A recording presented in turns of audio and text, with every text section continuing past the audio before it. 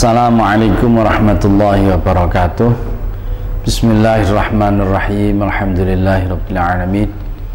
Wa bihi nasta'inu ala umurid dunya waddin. Wassalatu wassalamu ala asyrafil anbiya wal mursalin sayyidina maulana Muhammadin wa ala alihi wa sahbihi wa man tabi'ahum bi ihsanin ila yaumiddin.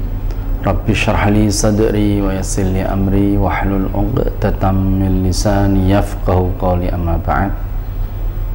Jamaah Masjid Jenderal Sudirman Kolombo yang saya hormati, alhamdulillah kita bisa bersama-sama melaksanakan puasa Ramadan.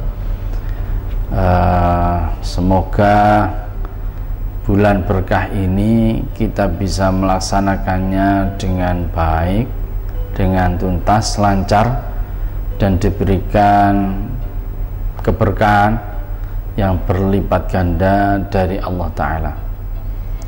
Saya diminta oleh takmir atau panitia Ramadan Jamaah Masjid Kolombo untuk bisa mengisi salah satu materi dalam bulan Ramadan ini dalam bentuk kajian Ramadan, dan tema yang diberikan kepada saya adalah antara lain Islam Nusantara. Ya, ini tema luar biasa menarik dan banyak yang barangkali kurang bisa mengerti, belum bisa memahami dengan baik. Oleh karena itu, dalam kesempatan yang sedikit ini saya mungkin bisa menyampaikan beberapa hal yang semoga dengan penjelasan ini kita bisa memahami dengan lebih baik, dengan lebih jelas lagi. Ya, Islam Nusantara populer di awal tahun 2000-an seperti ini sebenarnya. Sudah lama, dan ya, ini Islam yang bukan aliran baru. Ini Islam yang sama dengan Islam yang diajarkan oleh Kanjeng Rasul Muhammad sallallahu alaihi wasallam. Tentu dengan gambaran atau deskripsi bahwa Islam ini Islam Nusantara. Islam ini hanya memotret aspek geografisnya yang berbeda, yaitu Nusantara. Ya, bermakna Islam ini sama dengan Islam pada asalnya yang diajarkan oleh Kanjeng Nabi, diajarkan oleh para sahabat, hanya mungkin pendekatan dakwahnya yang khas Nusantara. Inilah yang kita maksud dengan Islam Nusantara. Dan itulah yang kemudian kita bahas lebih lanjut. Kita bahkan membuka program studi S2 Islam Nusantara di UIN Sunan Kalijaga. Berharap ini bisa dipahami dengan lebih baik. Islam Nusantara, sebagaimana kami sampaikan tadi, pendekatan dakwahnya yang berbeda, karena Islam datang ke sini diantaranya dibawa oleh para wali songo diantaranya, dan mereka menemui di sini sudah banyak sekali adat, resam, budaya yang bermacam-macam. Dan untuk masuk kepada masyarakat, untuk masuk kepada komunitas di Indonesia, di Nusantara ini, para wali kemudian melakukan pendekatan-pendekatan yang sedikit berbeda, berusaha mencoba mendialogkan Islam dengan budaya resam setempat. Dan luar biasa, Islam disambut dengan gembira.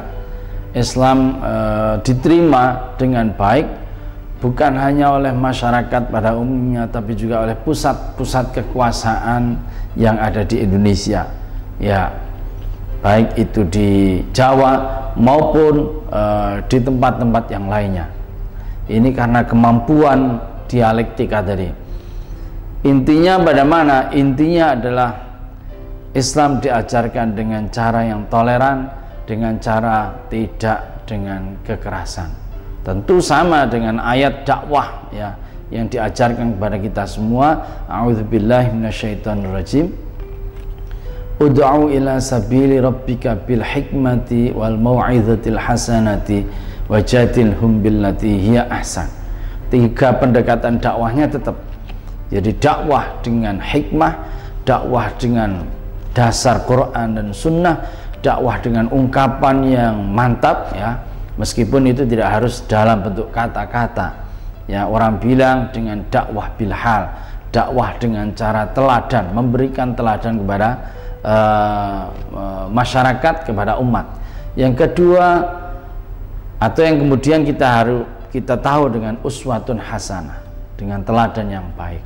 Yang kedua tentu saja mau'idhah hasanah, dakwah dengan memberikan penjelasan-penjelasan yang baik, yang mendorong orang untuk mau beribadah, untuk mau taat, untuk menghindarkan dirinya dari maksiat.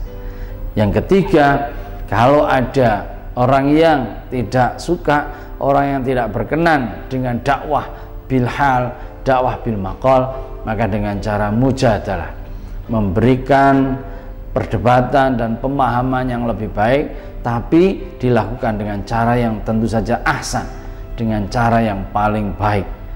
Kenapa? Karena dakwah itu intinya adalah mengajak orang, dan kita bisa mengajak kalau tentu saja yang kita ajak ya, kita berikan pemahaman yang baik ya.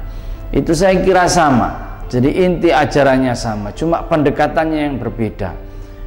Para ulama kemudian membawakan Islam dan mampu menyemai Islam itu diakomodasi dengan adat yang ada.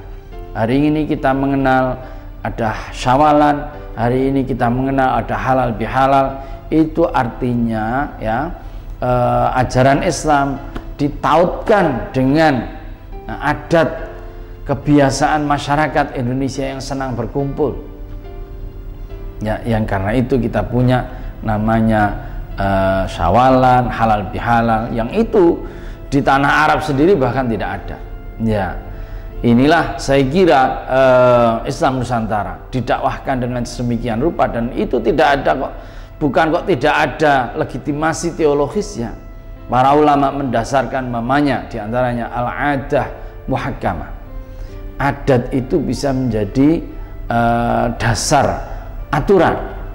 Ini adat, selama itu saja adat yang tidak bertentangan dengan ajaran ya, dan itu dipakai oleh para wali, para sunan ya, diantaranya oleh Kanjeng Sunan Kalijaga. Beliau punya semboyan yang luar biasa ya. Anglaras ilining banyu, angelining ora keli. Bagaimana kita hanyut ikut arus peradaban, ikut arus modernitas, arus kebudayaan, tetapi jangan sampai kita hanyut dengan yang kita ikuti, dengan kita lupa identitas kita siapa. Kita boleh ikut arus modernitas, peradaban, tetapi kita harus tahu bahwa kita adalah seorang muslim ya.